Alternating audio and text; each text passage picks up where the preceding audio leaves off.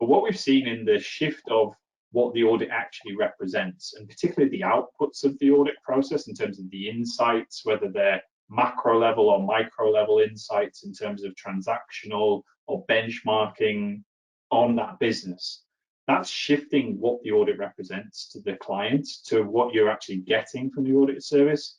We've actually seen some really interesting scenarios where the client's actually saying, well, look, you're telling me things about my business that I don't want to know months after the year end. I want to know really quickly. I want to know that month, that quarter effectively.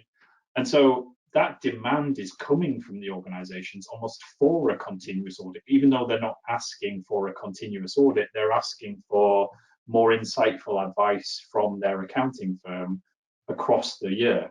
And I think that's really interesting because actually that presents an opportunity to capture the value. So rather than this just being, back to your earlier point, rather than it just being an efficiency opportunity or a way to get rid of the seasonality of the business, it's actually a way to reposition the value of the product and then say, well, actually, yes, we can do it in that way, but it's a different way of doing it. It's more valuable to you. So actually, this is where we can unlock a subscription fee income basis, perhaps, for an audit service. And then all of a sudden, we're hitting loads of these hot topic buzzwords, but actually, we're thinking about it as more of a strategy. We can move our existing client base to a subscription model by packaging up services into bundles, perhaps, adopting concepts like value pricing. And all of a sudden, this is underneath it the same kind of work that's being done, but it's actually very different in the way that it's executed and provided to the client. I don't know if that resonates with you, Donny, but that's certainly some of the things that we're trying to pull together as some of these disparate and seemingly disconnected areas and actually try and formulate them into a strategy for a firm. Yeah, I love that. It's actually, I'm getting kind of chills and goosebumps. I'm looking at my arms like that is, I think the future of the profession.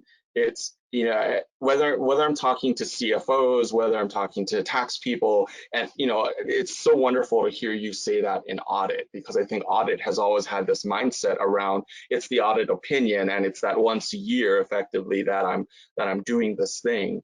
But if you really look at, again, kind of the continuous improvement, you look at the agile methodology, you look at how can we drive value, it's about continuous engagement with the client throughout the year. It's about helping be more proactive so that you're able to see things before they become an actual problem and before they're written in stone in the financial statements at the end of the year, right? That now you can help to address or identify problems. And of course, we have independence concerns in audit. So you're not going to be going in and perhaps designing the solution, but you can at least start to be the one waving the red flag, hey, there's risk here, or hey, there's an issue here.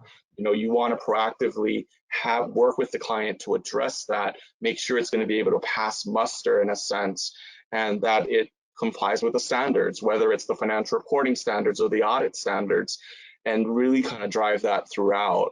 And I love what your other comments about moving to like a subscription billing and these other methodologies, which are different business practices. And we talked about innovation is not just about technology, it's about different business practices, which might be a different revenue model, or you doing value pricing rather than kind of our traditional hours-based fixed, which really is fixed pricing in the end, because all of us say, well, we're going to charge up to this.